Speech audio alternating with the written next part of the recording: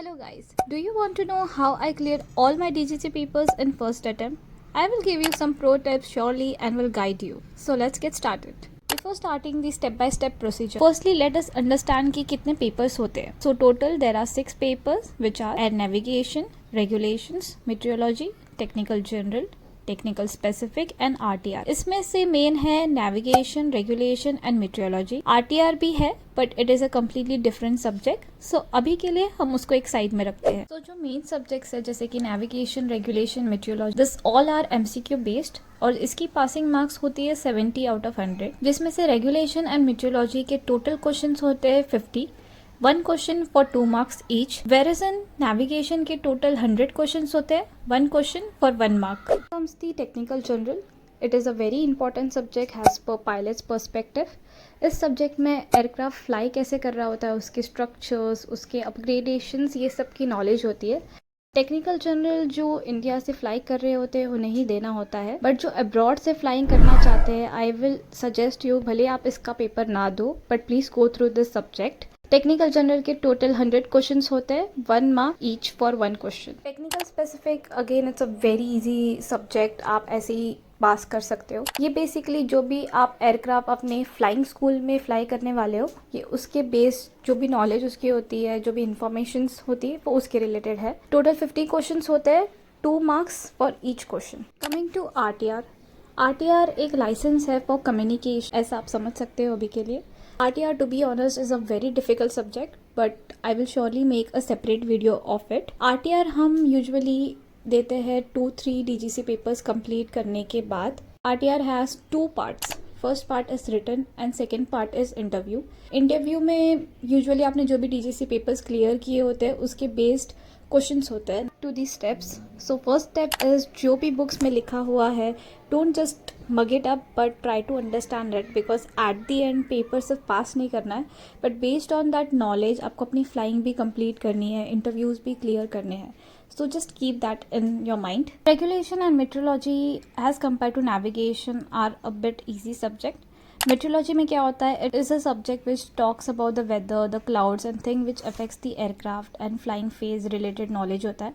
Whereas in regulation it is a subject which talks about the rules and regulations, as pilots are always bound towards the rule at the end. Second step, it's a pro tip. Regulation and metrology जो subject है इसके जो back questions हो या revision questions हो, make sure कि आप उससे अच्छे से कर लो, बिकॉज ये दोनों सब्जेक्ट में पॉसिबिलिटी है कि 10 to 15% बैक क्वेश्चन से आ जाते हैं. But right now DGC is focusing more on your understanding technical parts और कितना आपने थियोरिटिकली चीज़ों को समझा है rather than back questions. The third pro tip is related to navigation subject. Navigation is a huge subject जिसमें 3 subjects है जिसको combine करके एक subject बनाया गया है, which is radio, instrument and general navigation. To be honest, it is again a very important subject and usually this is a subject जिसमें बहुत लोग fail हो जाते हैं, but don't worry, I will break it down for you. So as there are 3 subjects in navigation, let us talk about the first subject which is general navigation. ये subject basic knowledge like earth,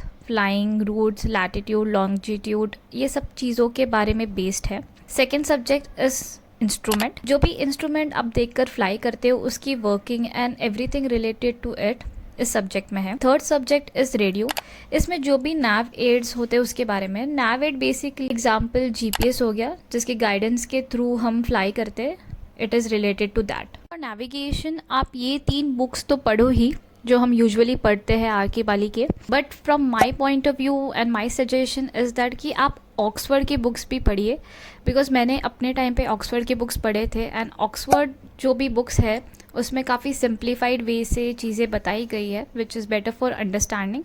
so you can read that also. Now comes how I cleared all my DGC papers in first attempt. Firstly जो भी मुझे ground instructors पढ़ाते थे I used to make notes and उसको भी मैं घर पे जाके simplified manner से लिखती थी. Doubts भी जो होंगे मेरे वो next दिन आके मैं clear करती थी. Doubts clear करना is a very important thing. Secondly जो भी अगर मैं एक chapter पढ़ती थी उसके एंड ऑफ द चैप्टर में मैं पॉइंट बाई पॉइंट सारी इंपॉर्टेंट चीज़ें लिख देती थी, विच helped me at the time of the exam or whenever I used to revise it. देखिए आप इस पिक्चर में देख सकते हो कि कैसे मैंने eight the end of the chapter important points बना के लिख दिए हैं, या जो भी इंपॉर्टेंट टॉपिक्स होते थे उसके साइड में मैं एक सिंपल सा सेंटेंस बना के लिख देती थी उसके related.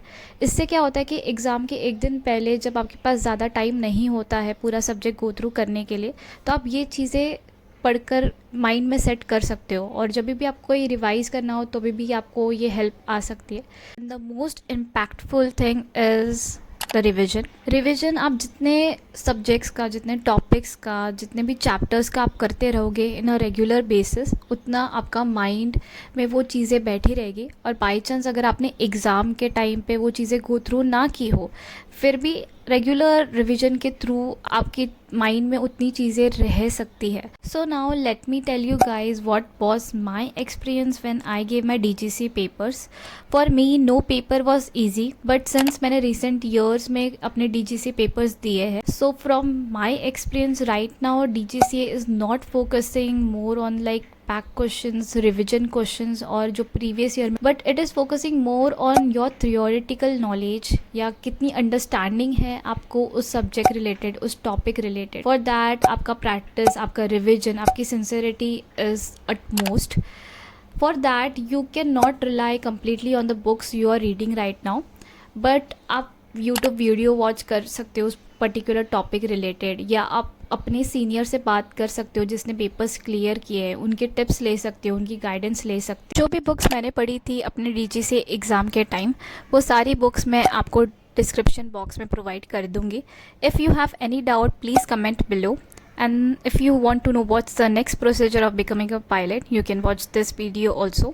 That's all for today. Let's meet you in the next video. Thank you.